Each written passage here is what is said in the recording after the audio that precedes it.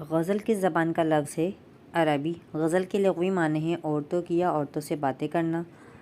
دو کلموں کی حرکت و سکون میں برابری کو کہتے ہیں وزن۔ غزل کے تمام مصرعے ایک ہی وزن اور بحر میں ہوتے ہیں۔ ہر شعر کے آخر میں بار بار آنے والے الفاظ ردیف کہلاتے ہیں۔ ردیف کے معنی گھڑ سوار کے پیچھے بیٹھا ہوا شخص کے ہیں۔ ہر شخص میں ہم آواز الفاظ کیا کہلاتے ہیں؟ ہم قافیہ۔ غزل کا پہلا شعر مطلع کہلاتا ہے۔ غزل کا آخری شعر جس میں شاعر تخلص استعمال کرتا ہے مقطع کہلاتا ہے۔ غزل کا آخری شعر جس میں شاعر تخلص استعمال کرتا ہے مقطع۔ اگر دوسرا شعر بھی مطلع کی طرح آئے تو مطلع ثانی کہلائے گا۔ مطلع کے بعد آنے والا شعر حسن مطلع کہلائے گا۔ غزل کا سب سے خوبصورت شعر بیت الغزل کہلائے گا۔ غزل میں کم سے کم 5 اشعار اور زیادہ سے زیادہ کی قید نہیں۔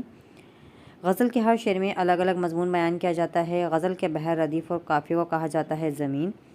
جدید غزل کے عناصر اربع اصغر، جگر، فانی اور حسرت ہیں۔ غزل جتنی بدنام ہے اتنی ہی مجھے عزیز ہے، یہ رشید احمد صدیقی کا قول ہے۔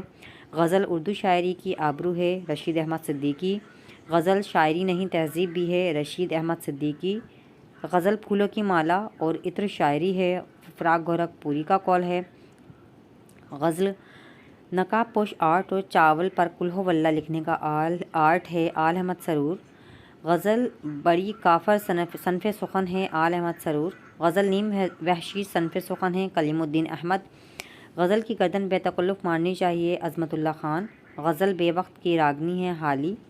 غزل اور قصیدہ عفونت میں سنڈاس سے بدتر ہیں، حالی۔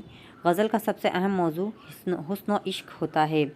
مسلسل غزل، غزل کے تمام اشعار میں ایک ہی مضمون بیان کیا جاتا ہے۔ غزل کی اصطلاح قصیدے کی تشبیب سے نکلی ہے۔ اردو کا پہلا باقاعدہ غزل گو شاعر ولید اکنی ہے۔ فراق گورکھ پوری نے غزل کو عطر سے تشبیہ دی ہے۔ شعر کے لفظی معنی جاننا ہے۔ شعر کو بحر کے ترازو میں تولنے کو وزن کہتے ہیں۔ ارکان کا مجموعہ جس پر شعر کو تولا جاتا ہے بحر کہلاتا ہے۔ جدید غزل کا بانی حسن موہانی کو کہا جاتا ہے۔ قدر کے بعد انحطاط سے گزرنے والی صنف غزل ہے۔ ایسی غزل جو کسی شاعر کی پہچان بن جائے سگنیچر غزل کہلاتی ہے۔ غزل کی زبان علائم و رموز کی زبان ہوتی ہے۔